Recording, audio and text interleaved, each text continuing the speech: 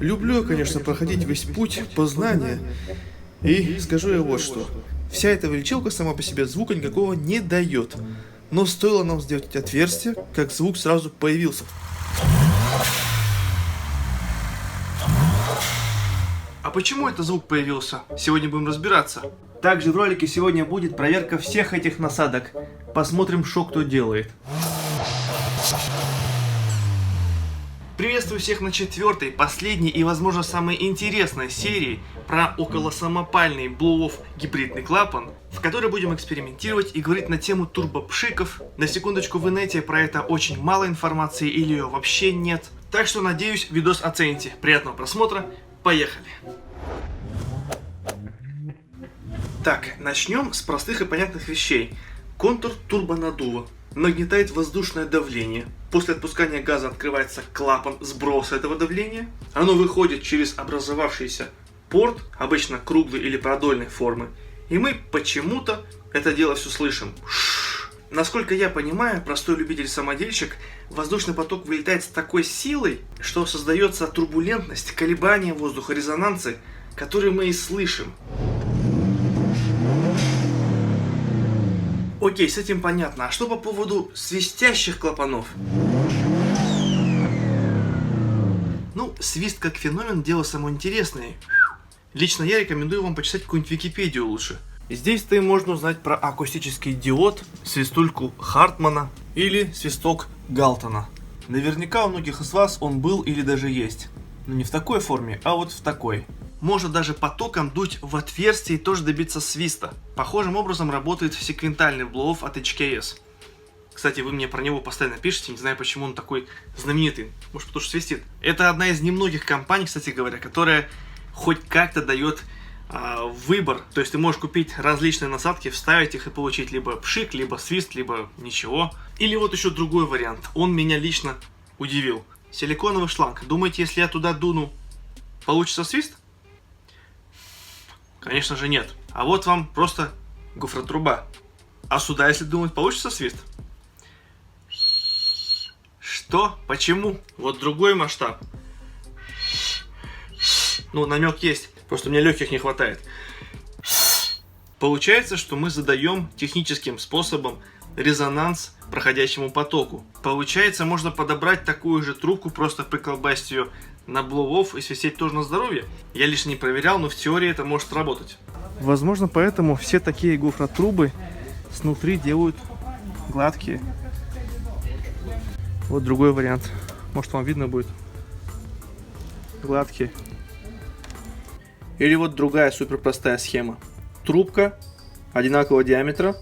На это не обращайте внимания. Просто деталь для одного другого проекта. А на конце трубки небольшое расширение.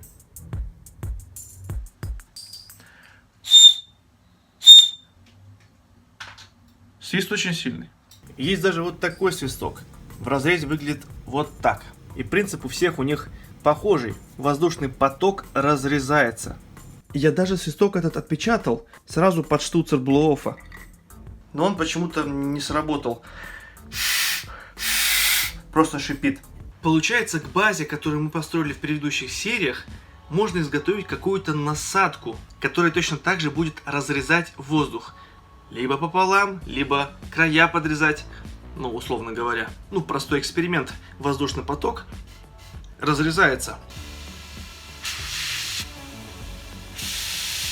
Как-то так я и дошел до нашей самодельной алюминиевой большой такой бочки. Тогда я еще не знал, для чего нужны эти отверстия вокруг. Сама по себе насадка, как я уже говорил, звука никакого не дает. Но сделали отверстие, и звук появился. Теперь же понимаем, почему воздух с ней, ну, просто выходит. А эти самые отверстия, получается, немного подрезают края. И воздух выходит отсюда теперь тоже. И его как раз таки и слышно. Короче, увеличиваем в 2 раза количество отверстий. Ну, между ними сделаем еще один. Знал бы я с самого начала, сделал бы их продольными такие. Сделал бы пазы. Но сейчас уже это тяжело будет сделать. Сделаю лучше между ними еще шестерочки.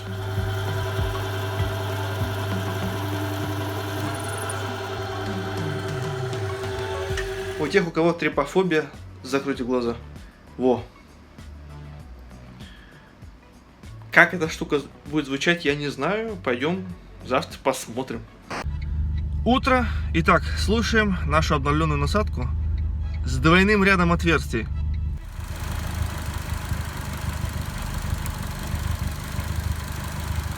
Да, выглядит немножко громоздко, но, надеюсь, звучать будет тоже неплохо.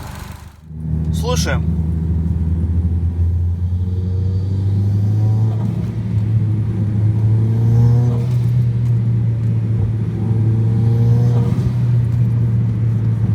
Приоткроем окно.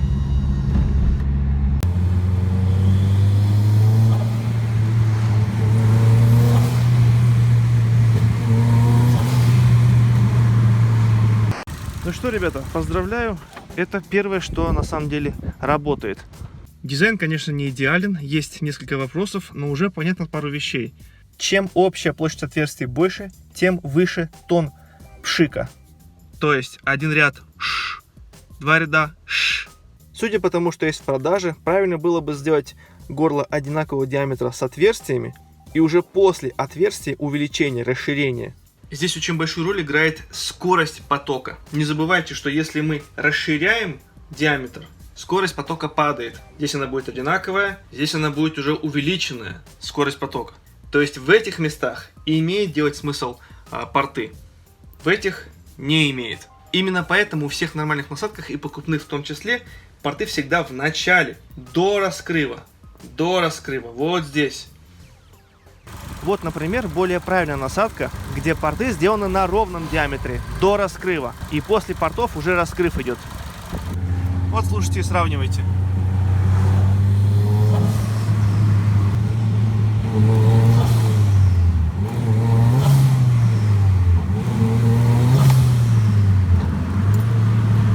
Здесь большую роль играет турбулентность. Точно так же, если бы мы сделали длинное горло одинакового диаметра и уже насверлили бы ближе к краю отверстия, то воздух бы успел отстабилизироваться, и им бы было легче управлять. То есть мы таким образом можем добиться даже свиста. В начале свиста тяжело добиться, так как все вылетает с большой силой, непонятно. И по факту та же самая компания GFB продает афтермаркетскую насадку на свой blow-off.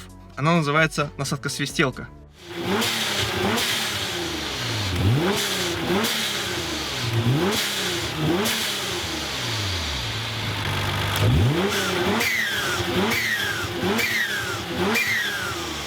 Другими словами можно объяснить так. Прямо с клапана воздух выходит с просто катастрофической турбулентностью. Нарисуем это вот так. Чем дальше он идет, тем более стабильно становится струя. Как мы поняли, свист — это резонансная частота. Здесь резонанс поймать, мне кажется, невозможно. Ну или очень-очень тяжело. А вот если продлить трубу, как это сделала компания GFB, то вот здесь, где уже струя стабильная, можно сделать правильные порты и свистеть себе на здоровье. Ну вот другой кольт, как работает оригинальный дорогой blow-off.